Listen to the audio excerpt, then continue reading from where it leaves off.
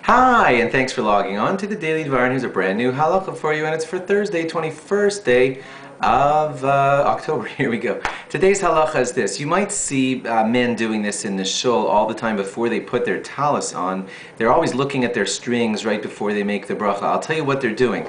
Two things. First of all, you want to make certain before you make the bracha on your talis or tzitzis and put them on to make sure that there are 8 strings at every corner.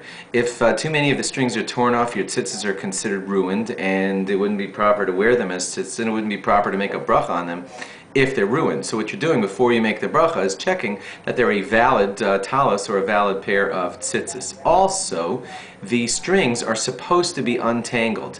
All 8 strings are supposed to hang freely and not be all smushed together like in a ball of yarn. If they are, they're not acting exactly like the 8 strings of tzitzis that we want on each corner. There are those poskim who say that we were only more careful to do that when tzitzis were made by everybody in their original way, which is with one of the strings being tcheles, that special bluish wool. Many people don't have that tcheles on their tzitzis today, and so some say it's not as important to untangle it.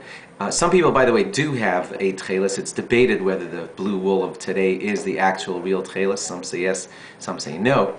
And either way, though, the custom has become to always check your tzitzis right before they go on to you.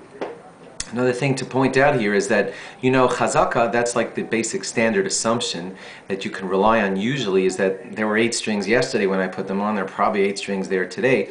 The honest truth is that it is a fair assumption that probably there are 8 strings there today like there were yesterday, and why check them? But our general rule is, why rely on chazaka or assumption if you don't have to?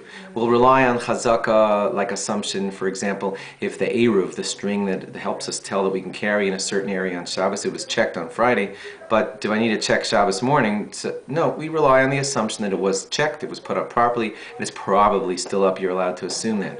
But that's only when necessary, because not everyone can run out and walk around the whole eruv every Shabbos to check if it's kosher. But your tzitzis, hey, they're right there. It takes a second, and it's very checkable each day, and therefore we like to do that. Thanks for logging on. Log on again tomorrow for more. Bye-bye.